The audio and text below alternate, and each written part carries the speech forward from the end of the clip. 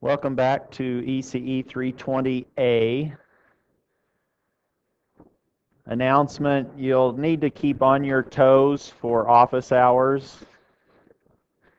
Maybe you don't see the hat that I'm wearing. There's all sorts of hats that I end up wearing, and one of those is causing me to miss the first part of office hours, so I've shifted it a little bit on Thursday, just for this Thursday, for Thursday the 26th. But keep watching or listening because those changes may occur throughout the semester.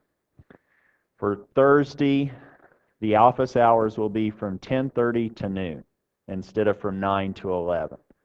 If that doesn't work for you, let me know. Homework 1 is due on Thursday, and I believe I've had that or made that available for you to turn in at 4 p.m. on the day that it's due. You don't have to scan it. What you can do is you can turn it in to my mailbox. Just make sure that your name is on it. And my mailbox is in the far north end of the ECE building. That's if you want to turn it in after class. You can turn it in at class. I just would prefer you not work on it during class. I'm hoping that the material is useful during class, that you can pay attention to the material, and then that gives you some time after class to turn it in if you have some last-minute adjustments. I will return another set of in-class participation exercise. I think the top page is maybe one that was not collected on the last day that we met, but the others are from Thursday's in-class participation, and I believe those were worth 5 points. Again, you're more concerned about turning it in or being present and getting credit for your in-class participation. The goals for today are as follows. If you can't determine where our goals start and our announcements finish, I'll slide over a little bit, but I wanted to make sure that you could see most of the words on each of the goals. We want to start with our complex power network problem or example that we're halfway through last time. We'll finish that up. We will have a quiz based on part way through that problem, or maybe an additional piece of that particular problem. We'll talk about the power triangle, which allows you to have a visual way of keeping track of the different power components.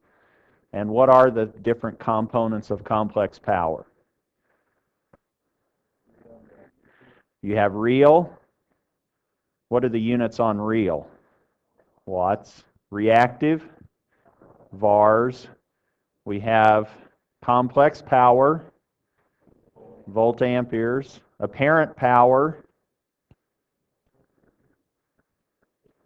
What's apparent power? It's the magnitude of the complex power.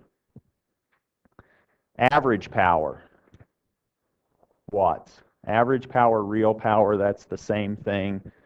But we'll try to keep track of that by our power triangle, or just drawing the power triangle helps us visualize what's going on.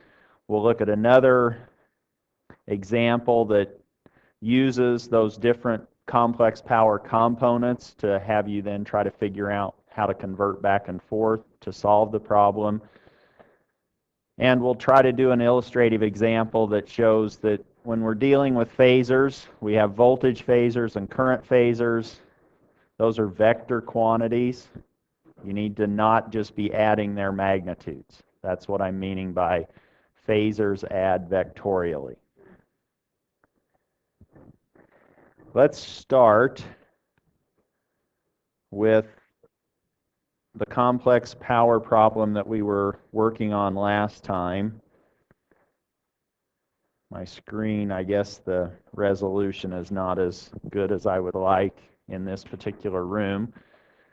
We're applying at the source side 100 volts at 0 degrees. That's our reference phasor. This is in RMS units, so we don't have to worry about the 1/2s floating around that might appear if we were dealing with maximum values for amplitudes for voltage and current.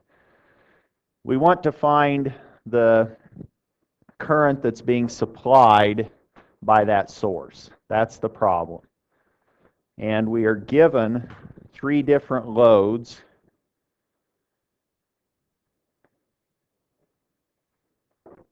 And how those 3 different loads are made up. Load 1, no reactive power, only real power of 100 watts. Load 2, we have an inductive load that's 700 VARs and 200 watts. Load 3, we have a capacitive load, which is 1500 VARs and 300 watts.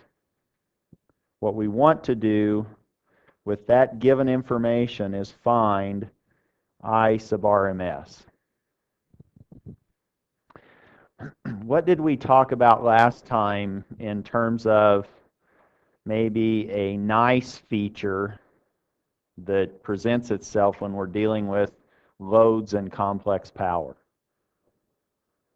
It really doesn't matter how they are interconnected. If we want the total complex power, we can simply add all of those pieces up.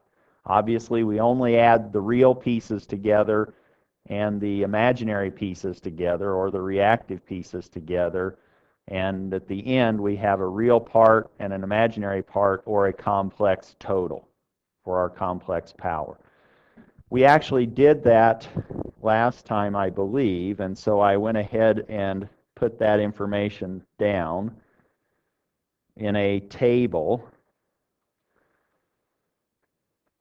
This allowed us to maybe fairly easily keep track of what's going on. We have load 1, which was 100 plus J0. Load 2, the reactive piece is a positive Q. It's going up because it was inductive. The third load was a capacitive load. Its Q, or reactive piece, has a negative sign associated with it. If we drew it, it would be going down. Those are our 3 loads. And in the 4th column of that chart, I have simply written down the complex power associated with each of those individual loads. I tried to get real cute and keep each load a different color, if you are paying attention. Load 1 is blue, load 2 is black, and load 3 is green. The totals are red. You don't have to keep that color scheme throughout your homework problem set. That's okay. But I thought it might be easier for you to keep track of. I also introduced another column,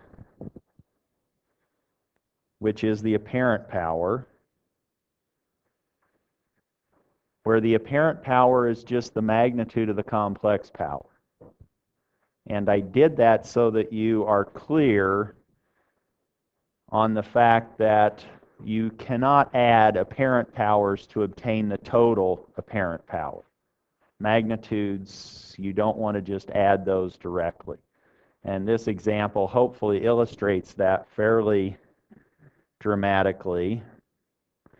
This is another 3, 4, 5 triangle. The magnitude, or the apparent power of the total system loads, ends up being 1,000 volt amperes. And if you blindly simply added the 3 apparent powers of each individual load, you would end up with 2,357, which is maybe a good thing that the power company is not. Hopefully they add vectorially and not with absolute values or magnitudes, because then if they did that, they might be overcharging you. So the next time you might look at you don't have many loads in your particular plant. I don't believe. You have a house that's your plant, and your plant, what do you get a bill on? Do you see VARs on your bill? No. You usually do not have that much machinery in your home, which would give you more inductive behavior, and so your power factor hopefully is fairly close to 1. The power company is not too worried about your particular power factor in your particular home. They're assuming you're pretty close to a 1. We were looking for the current supplied by the source. How do we find that, given the information that we have? This is the problem, again, drawn schematically. Do we have enough information to find, or have I computed enough to be able to find I sub RMS being delivered or supplied by the source? How are you going to find that?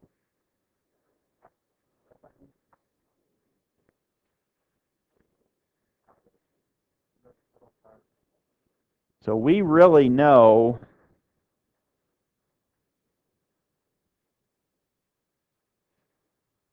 everything in that highlighted region, which is the entire system.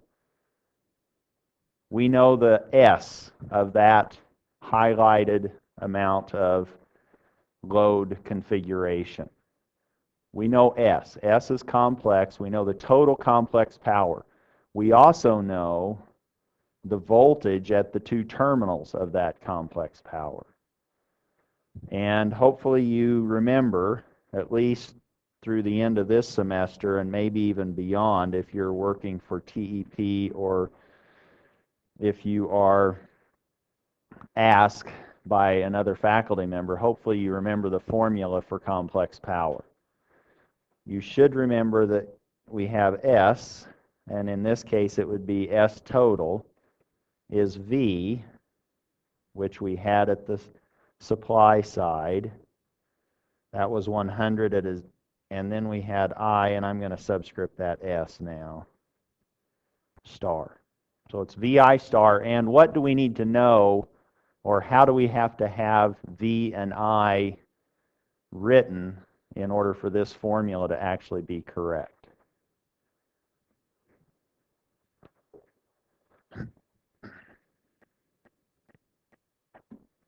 We need those to be expressed in RMS units. Otherwise, we would have this factor of 1/2. If you had the maximum amplitude of your voltage and the maximum amplitude of your current, then you would have 1/2 Vmax Imax star. If we have the RMS, that 1/2 disappears and it makes for a little cleaner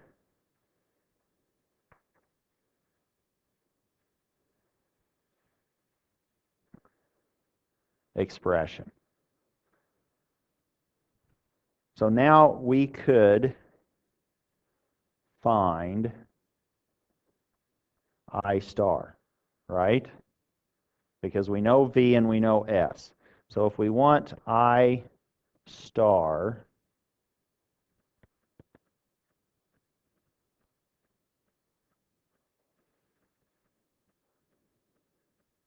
and if this was, what was this? I don't even have it. Wow. So this was 600 minus J 800 all over 100 at 0 degrees. Is that right? And if we compute the angle, which we didn't do, and so we could compute the angle from this pictorially if we wanted to. We're going 600 this direction, and which way do I go with the vertical? Going down. And if I drew it accurately, this would be a little bit longer than the 6. This is the angle then of that particular, and if we did that, it would be this minus 53 degrees. Yes?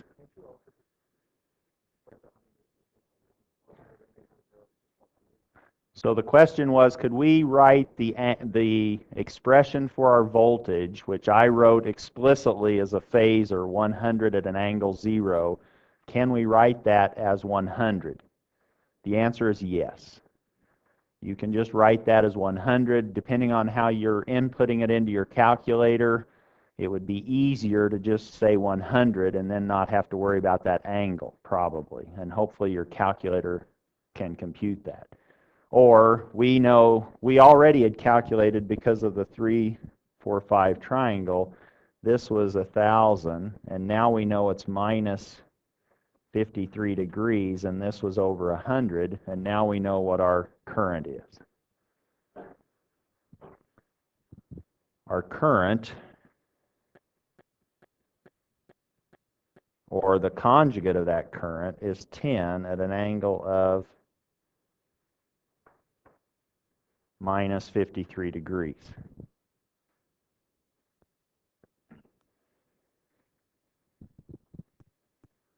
And if you need to find, which I asked for, the actual current, not its conjugate. I didn't ask for its conjugate. I said, what's the current? This is now 10 at 53 degrees. And what's the relationship, or what's the load, the total load, look like now? If somebody said, okay, you have this current and this voltage. Our voltage, remember, was V. That was 100 at 0 degrees.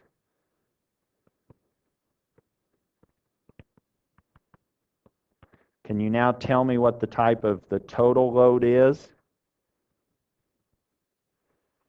What am I asking? Maybe that's too vague. Is your load looking more capacitive, or is it looking more inductive, or is it looking completely real? And what are you looking for? So now you don't have a 1-in-1 chance or a 50-50 chance, do you? You could have a real, you could have inductive, you could have capacitive. Was that a question or a stretch? That was a stretch. I'll stretch too, because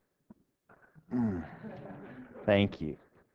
We have to do that every once in a while to just kind of keep loose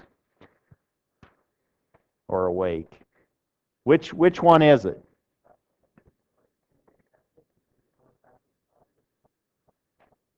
I'm sorry, it's inductive because what? Oh, the power factor. So what is the power factor? Did we calculate the power factor? So our power factor, PF, is the cosine of theta. I can be kind of vague here. What's theta? That's theta V minus theta I. So this is now cosine of theta sub V minus theta sub I. And you can think of that too as if you looked at the total impedance. This is V over I, and if you didn't know what those were, this is one way to sort of remember. Is it theta V minus theta I? What is it?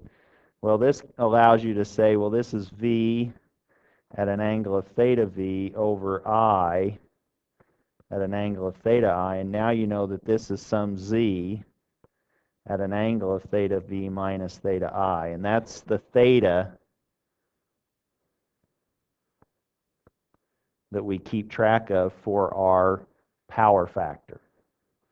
In this case, now that we've explicitly identified theta, actually we computed theta up here, didn't we? There's theta based on the total load. And what does that angle look like now? That one's negative, isn't it? And if we did theta sub V minus theta sub I, so I was actually wanting you to start scratching your head, because this is how you might see it. I might have a positive angle, and theta might be and V might be the reference. If you drew I and V, which phasor, how is the current relative to the voltage? It's ahead of the voltage, isn't it? It's 53 degrees. The current is leading the voltage. It's capacitive. That's our ice. ICE. The I is coming before the E or the V.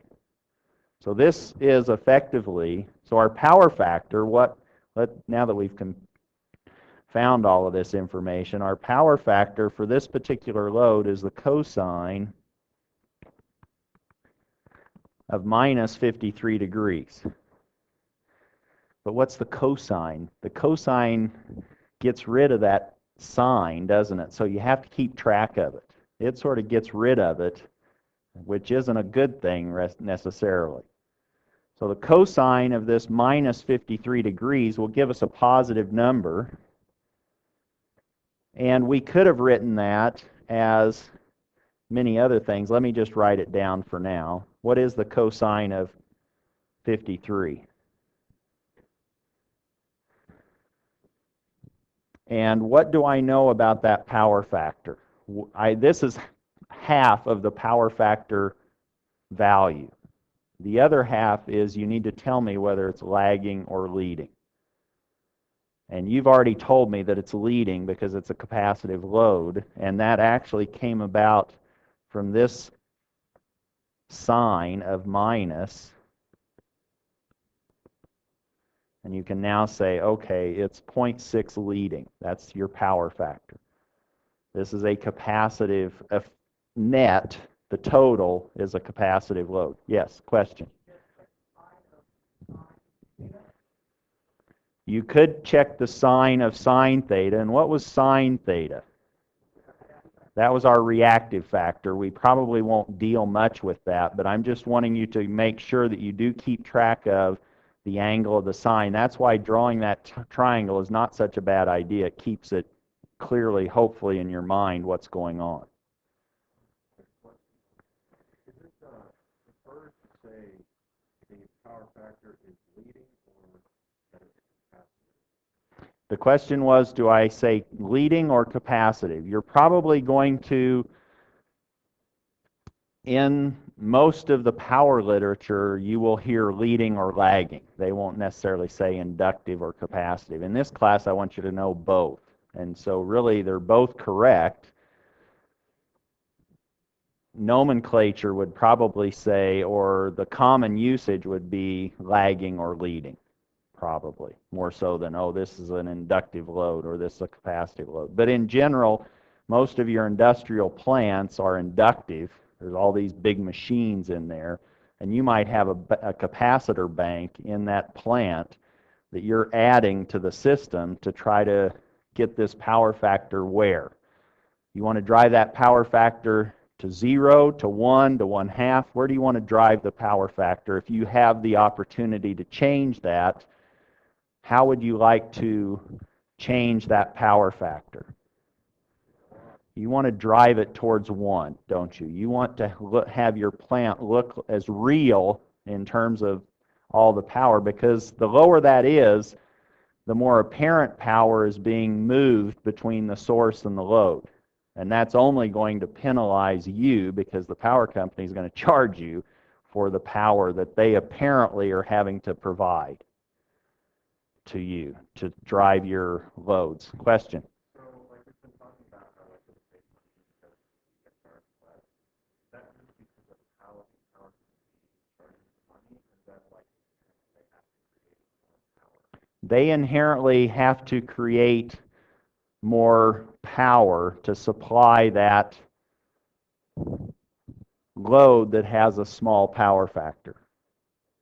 And we'll try to show some of those examples in a little bit, but essentially you have to crank up your voltage possibly to allow, if your load needs 110 volts, if that's fairly reactive, if your load is, the power company may have to be supplying much bigger voltage than 110.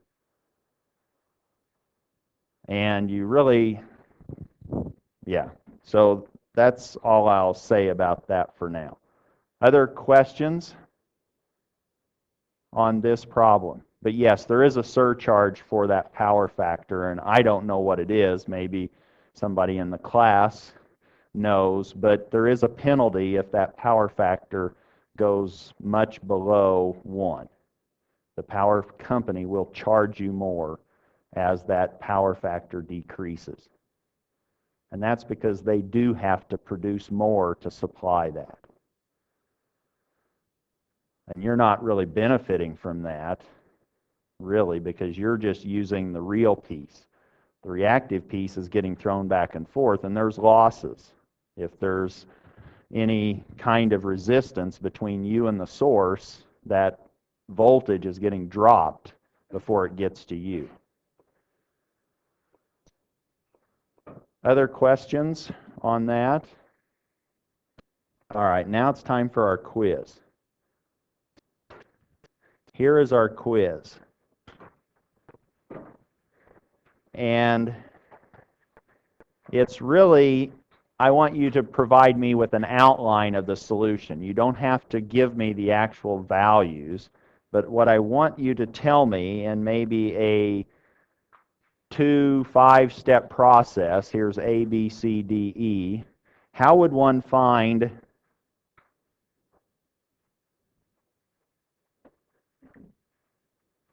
this current?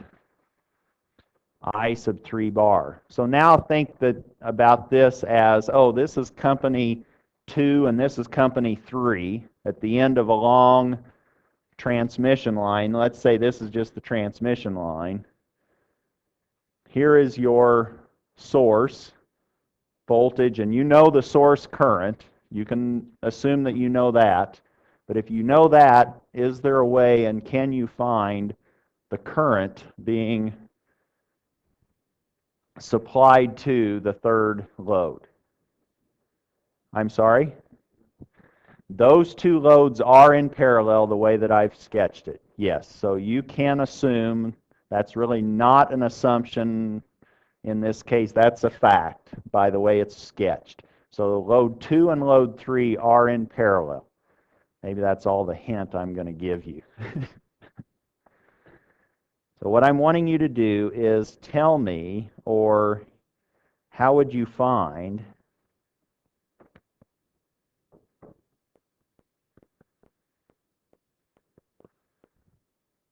I sub 3 bar, and that can be expressed in RMS, which I didn't even tell you to compute. But now, what are the steps you would work through in order to find I sub 3?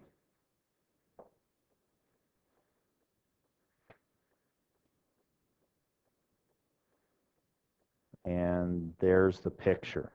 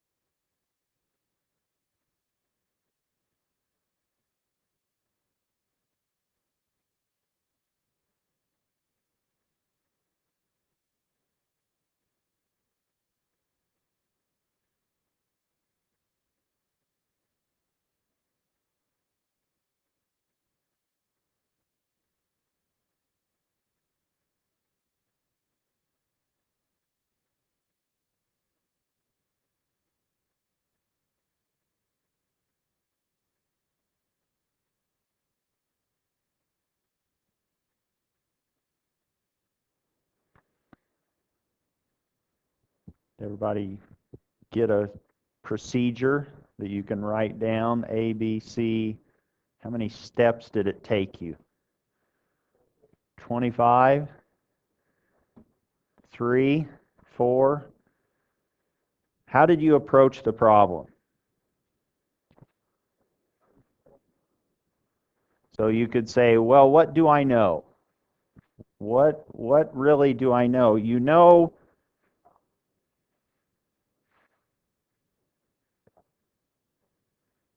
that current, the blue current's the same as the red current. Yes? I sub S, this current coming here is the same as this current on the left of S1. Yes? So red and blue, even though they're different colors, they're the same complex value. Oh, I'm sorry, except for the other red. The I sub 3 is not the same. So the I sub S's are the same. You also know S2 and S3 as complex powers. And what do we know about those two? Well, we can add those, and now we can effectively say, why don't I just put these two together to give me a new complex power? Meaning, why don't I just put these together and call this S sub 2, 3, which is S2 plus S3. Yes?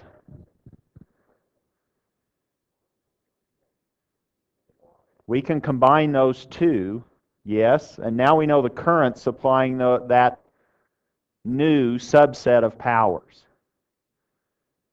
We know S23 is being supplied with this current, I sub S bar, and now we can find this voltage dropped across those two parallel loads. Yes? We can now find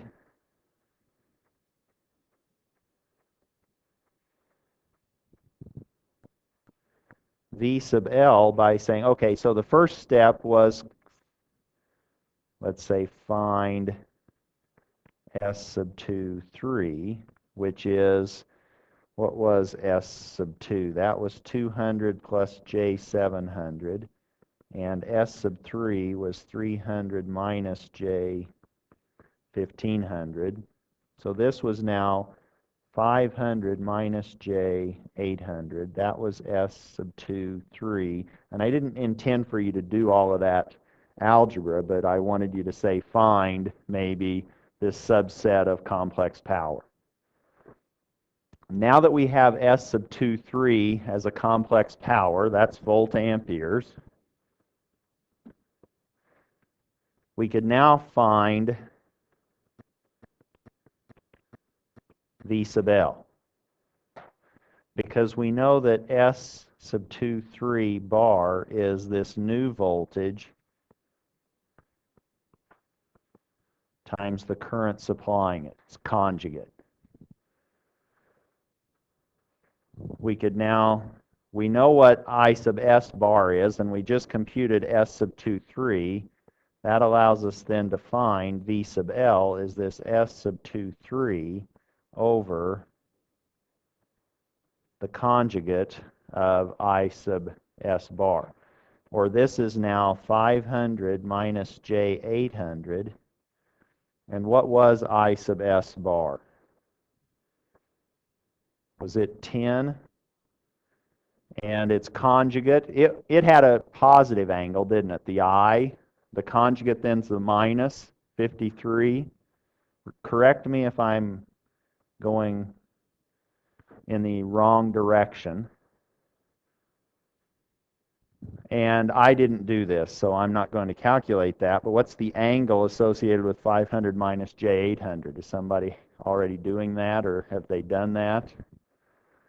I know it's negative, and I know it's bigger than, in value, bigger than 45 in magnitude. So it's minus 58. So that now I have this guy is, whoops, and what's the absolute value of, or what's the magnitude of 500 minus J 800? 943.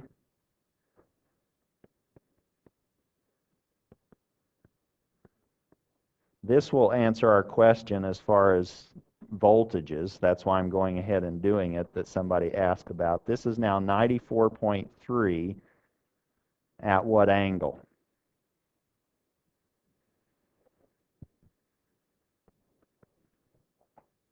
Roughly 5 degrees negative. We started at the supply side at a value of 100. We've dropped a fair amount in voltage at the loads, at these two loads, down to 94. And if your machine now required power of so much, you're now driving that machine with much more current to get you the power that you need. And that could damage your equipment. Not only could it damage your equipment, but it could penalize you because you've had a drop of 6 volts from 100 to now. And if you're sitting there, and maybe this is, if we change the numbers a little bit, if you're now looking at 100 here, then what they've had to supply you with is 110, the power company. They've had to produce that higher voltage, that higher potential, to supply your needs.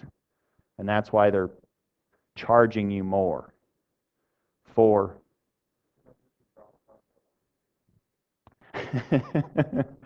Isn't that just the drop across their line? Well, it's caused by the reactive pieces involved, but yes, there is that impedance of the line, and they are dropping voltage across that, but they're going to get their money. Okay? Now, are we finished? Not quite. But now we have the voltage across both of those loads, and now we just have to use the generalized Ohm's law to find I sub 3 bar. Now we could find I sub 2 bar if we wanted it. I sub 3 bar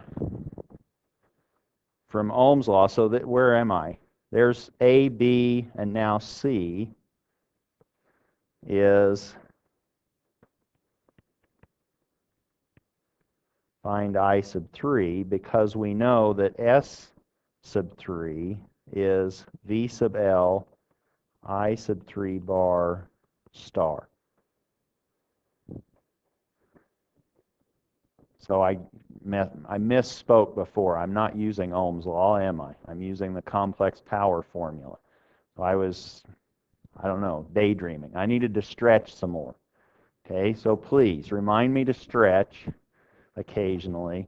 I didn't have the impedance. That load was not expressed as an impedance, and it might be in your problem. If it was, then you could use Ohm's law, the generalized version of Ohm's law. But in this case, we have to go back to our complex power formula.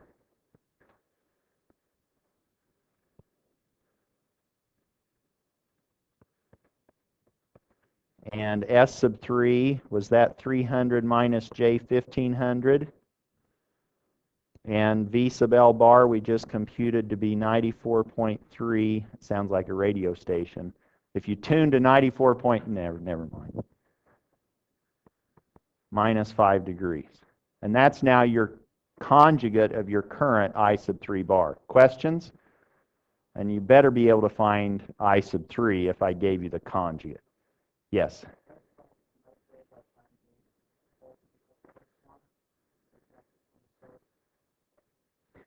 So now you're saying, can you find the, what are we trying to find now? I'm sorry. VL. So if you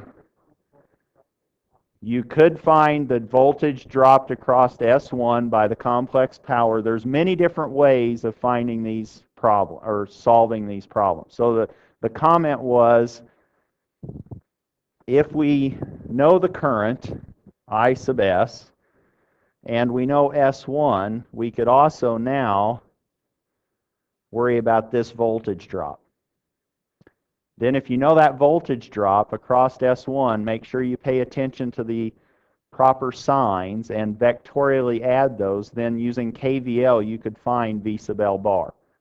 And that's one of our next problems if we get there. Question. What about figuring out what the impedances are, those two loads that we care about, and then know the source current and use current Well, the trick is, the question was, can we find the impedance of S2 and S3 given the original information that we were supplied with? And I don't believe that's quite possible because we don't know yet the particular current through either one or the voltage across those. But that's... So you could find the total impedance of that if you wanted to, but then you're wanting to find the individual impedances. So we would need that voltage to work with the power to find the impedance. Yes, so if you find that voltage, then you can find the impedance. So we still have that. Yes, so I mean, you can start asking all sorts of questions, but at some point you're going to have to be able to sort of back your way in or around obtaining certain values. And the way that I propose doing it is not necessarily the only way to do it. But I think finding impedances in this case would be a little bit more involved in the solution process. But it could be done. It's just a little bit more challenging, I believe, to do it that way. Other questions on this discussion that was motivated by your quiz? Everybody get the quiz right? I guess I'm hungry. I heard Quiznos instead of quiz right, but sorry. I need to do more than stretch. And I just had a lunch before coming here. Yes, the angle. So you know the angle of the complex power, and that's the angle of the impedance, but you don't necessarily know the magnitude of that impedance. Is that always true? That the angle of the impedance is always the angle of the power? Yes. So is the angle of the power going to be the same as the angle of the impedance? And if you're looking at isolated loads, yes, that's true. But if we found the total impedance angle, we can't really relate that to S1, S2, and S3 without doing a little bit more information or more computation. So let's now talk about what we've been using actually, which is this power triangle. And this allows us to relate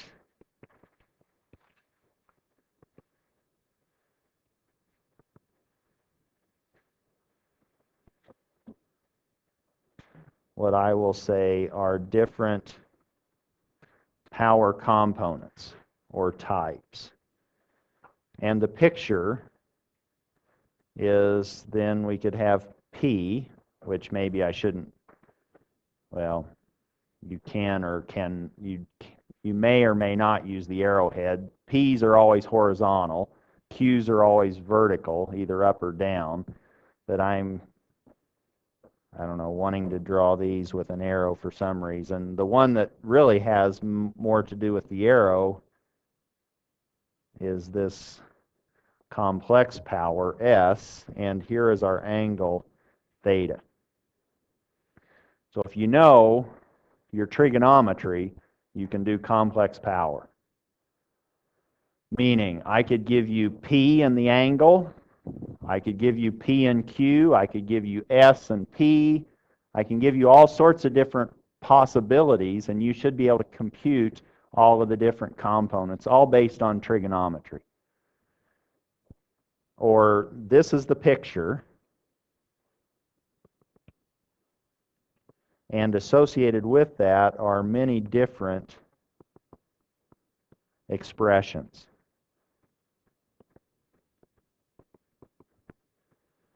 The main one being complex power is this vector sum of real and reactive powers, P plus JQ.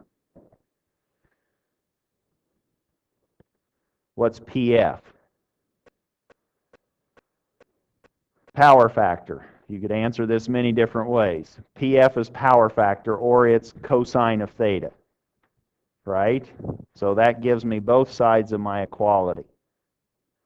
If you know the angle, you can compute the power factor. Or if I give you the power factor and one of these other three values, S, P, or Q, you should be able to draw your triangle, because you can now just find inverse cosine of that power factor to obtain theta. Now, I may have to tell you one more piece of information. What other piece of information would I have to tell you if I just gave you a numerical power factor?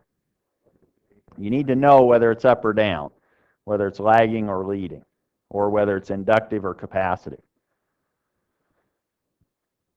Given this information, you can also compute the P. If you were just given S, then that's the magnitude of S times cosine of theta, or cosine of theta was just the power factor.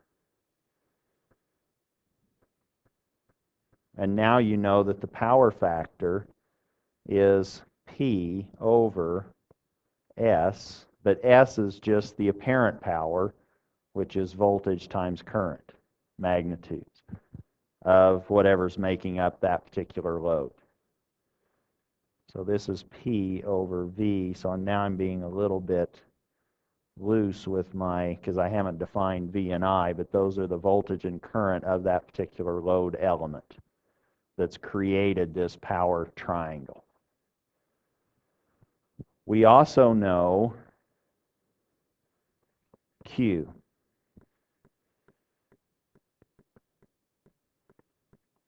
And there's our trig. Hypotenuse times the sine of that angle is Q.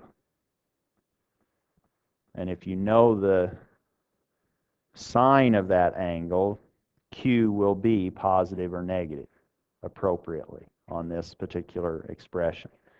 What else can you see? Well, if you now take the ratio of the P formula and the Q formula, now you have another way of finding theta, which you could see from the triangle. You can just say, oh, the tangent of theta is opposite over adjacent, Q over P. So now we could say that the tangent of theta is equal to Q over P. Or the angle that has the tangent of Q over P is theta. Question? Yes, these are all magnitudes. So P and Q, P is a magnitude, P is a number, Q is a number, S is the vector. So yes, if I get too sloppy, please let me know. But I think I'm still okay with these expressions. And Q, yeah. If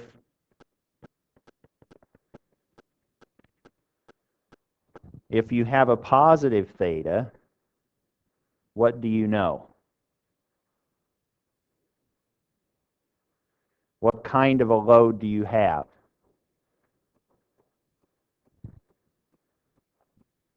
So now, what did we say happens when we go up with Q? What went up? What kind of a load? An inductor or a capacitor?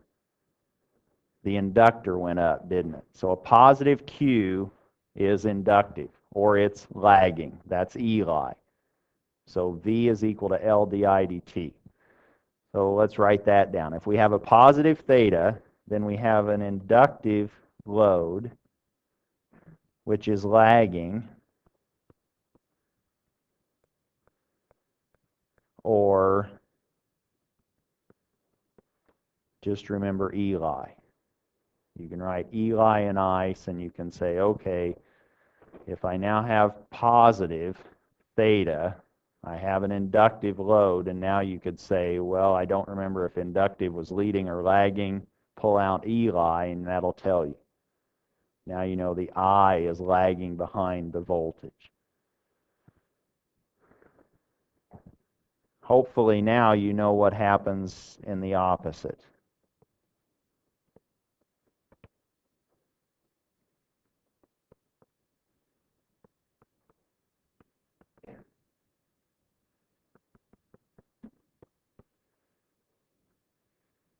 Questions on the power triangle and what, so really if you get completely lost, just sketch the triangle. That should help you recover. And just realize that P is horizontal, Q is vertical, and S is what we were using for the hypotenuse.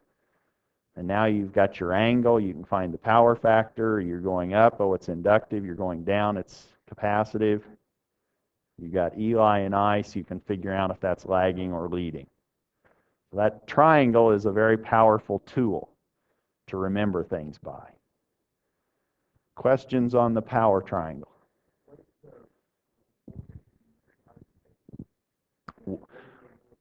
So what happens if the angle between the powers, or I'm sorry, between the voltage and the current is 0? What if they're aligned? Then what happens to that power triangle?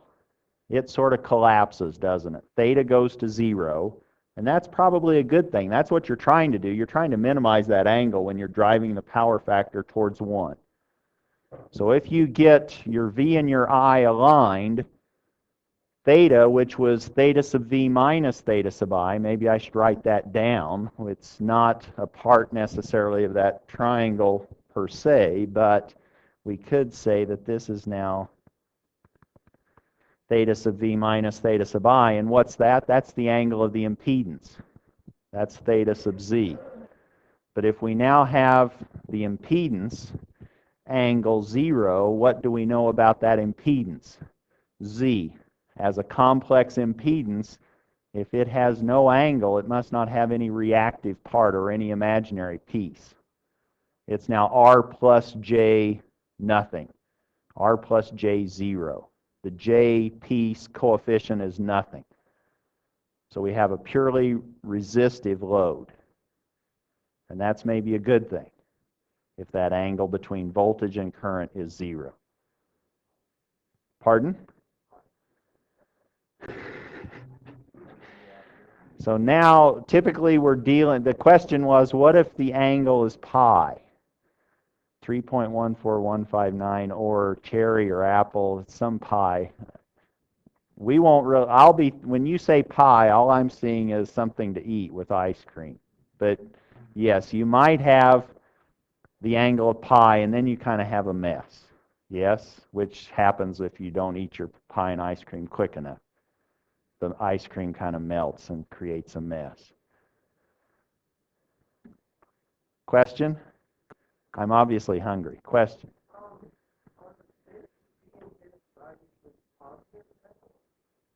No, the question was, is theta sub V, are both of those typically positive? No, theta sub V and theta sub I could be any angle they want to be.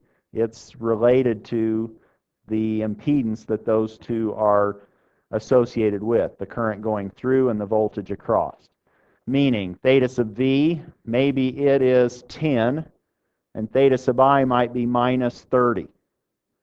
You're interested in the angle between those. Just sketch it and see what happens. Now you have 10 minus a minus 30, or the angle between them is 40. And that's the theta that you would be worried about. And in that case, you have a positive angle theta. Q is positive, and you have an inductive system because your current is lagging your voltage. That's Eli. Does that help answer your question? So they could both be negative, they could both be positive. You're interested in their difference. They could be either or.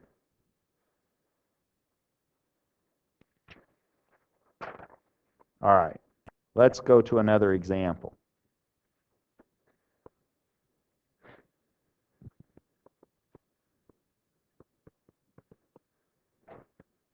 Suppose we have now just 2 loads. I'm really flirting with disaster. I've drawn the boxes before I put all the verbiage inside. I don't know if I can write that small. Let's say that this is now 100 kVA. This is load number 1. And a power factor of 0.8. And we're told that it's lagging. Load 2, we're given that it's 50 kW. Power factor is 0.9. And that power factor is leading. And let's say that we are given that the supply voltage is 200 volts RMS. And we might be interested in this. There's our system. And let's say that A, we want to find we want to find two things, an A and a B. A, let's find the total complex load power.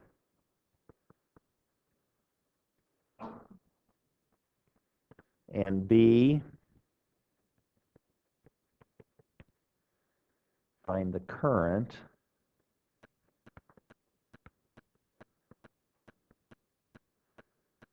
supplying the loads. And that current I have labeled as I sub S bar. Now do you see why it was important to know the power triangle? Because you may be given many different ways of describing a load.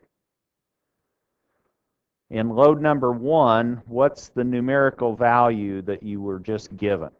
100 kVA. What's that representing?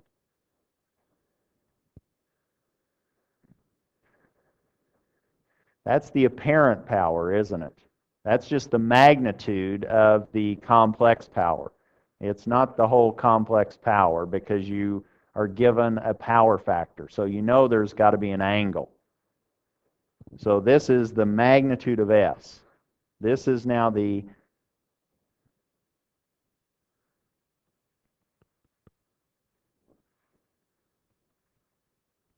apparent power. What were you given with load number 2, numerical value? The average power or the real power? So this is now the real power or average.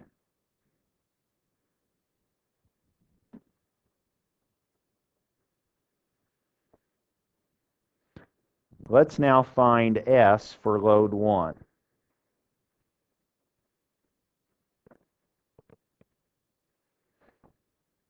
And you will probably start figuring out how you want to think about this, but if you just looked at this visually, pictorially, what do you have as a picture for your power triangle? If I said sketch the power triangle, not necessarily accurately, but just give me a sketch, what would I be wanting you to provide? Or what could you provide?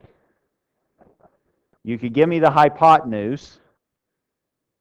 So you know the length of the hypotenuse, that's 100,000, 100K.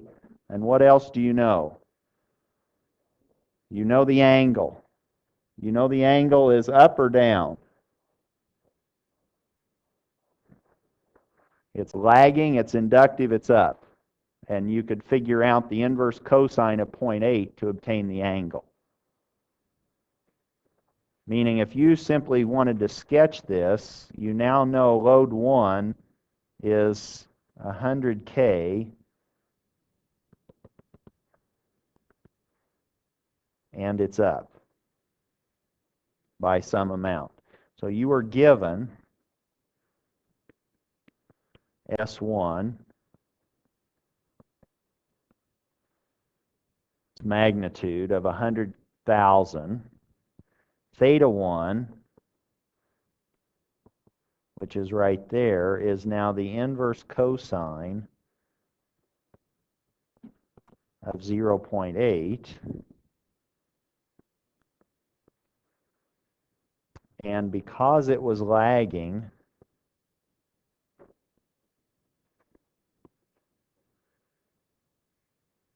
you know the sine of that angle is positive.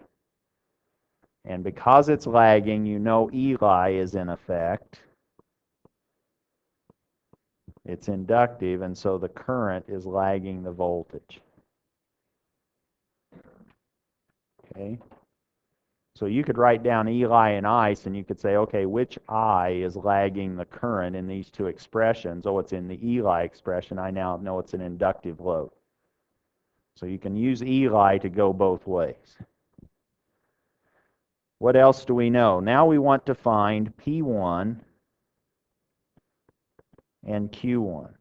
And we should have enough information to find that. P1 is simply the magnitude of the apparent power times cosine of theta 1, or times the power factor, which was 0.8. So now we have 100,000 times 0.8, 80 K what? Watts. That's our real power. That's our average power. That's what's being converted to do some other kind of work. Mechanical, thermal, something. Q1 is the reactive piece.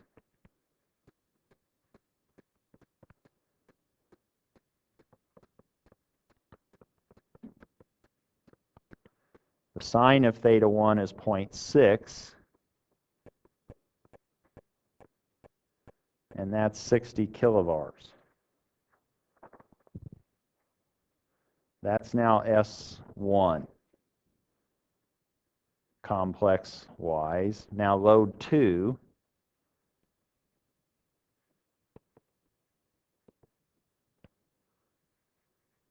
What are we given here, pictorially? We're given the real part, or the average part, which is the horizontal piece. And what else are we given?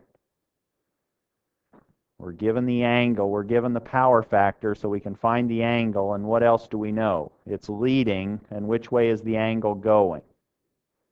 Down. In load 2, we now know that we are here and here. Whoops, well, I should have dashed that. We were given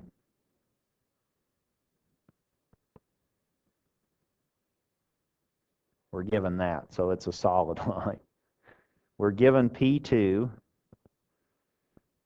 and we were given theta 2 indirectly.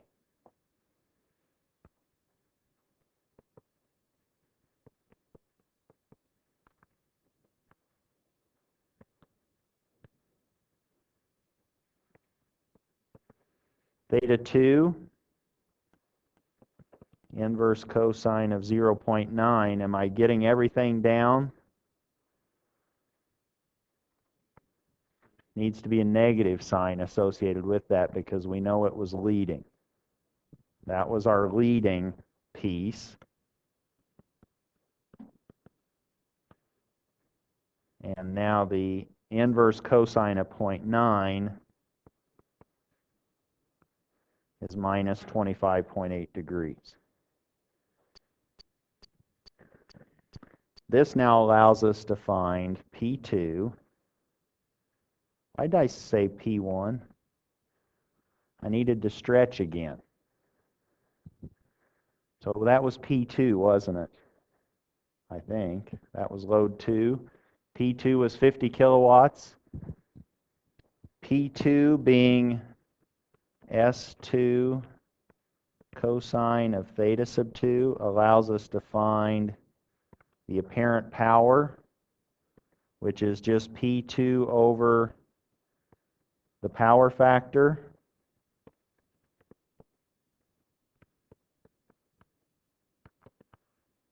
Where we just need the numerical part of the power factor. This was 50K, and this was 0.9, and so the magnitude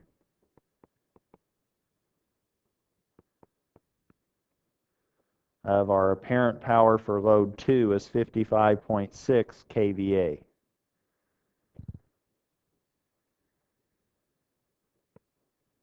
And the apparent power, the reactive power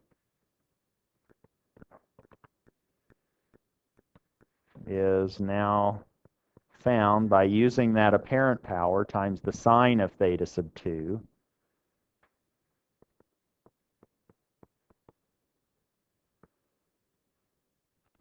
And that ends up being minus 24.2 kilivars.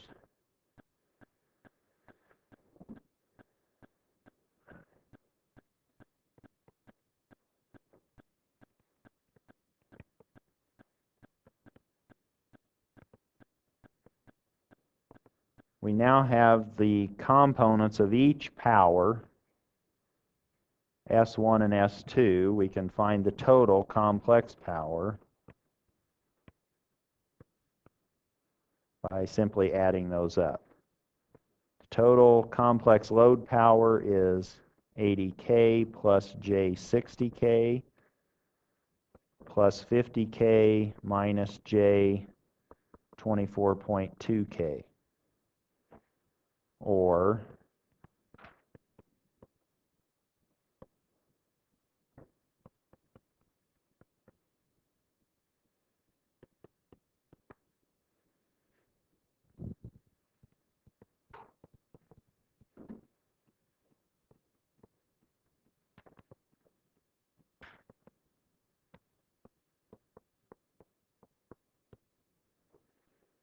(134.8) at an angle of 15.4 degrees kVA.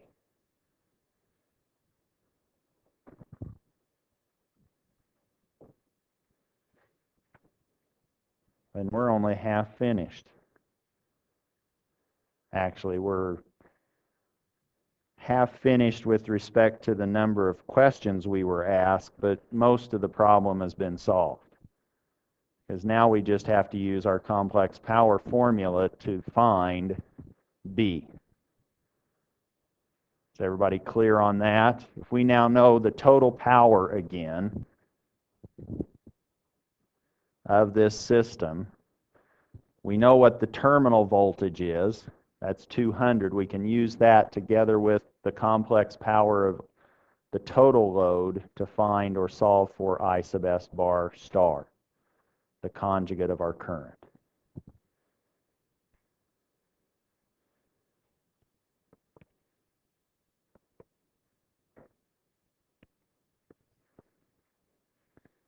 I didn't subscript that, did I?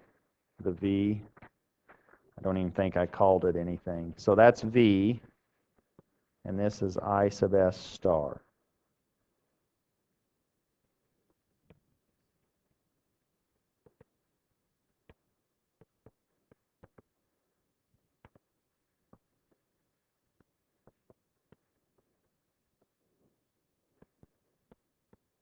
And again, you could simply divide that complex number by 200. You don't have to worry about the angle because it's 0.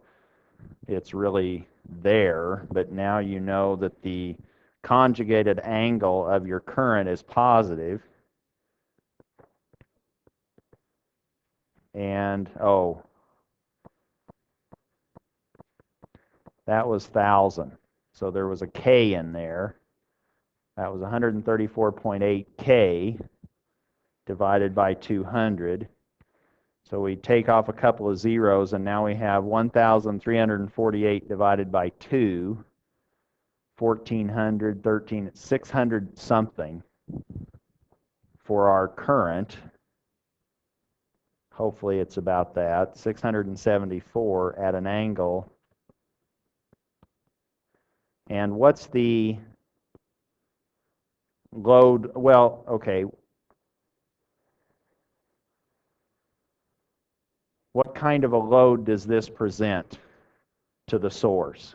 These two loads in combination, one was lagging, one was leading. Now they've combined. Their total relative to the source is what? If I said the load current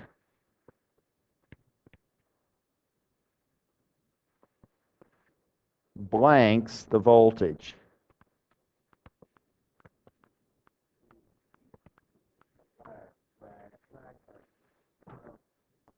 So you have a 50-50 chance, right? If you have a coin, you could flip that coin.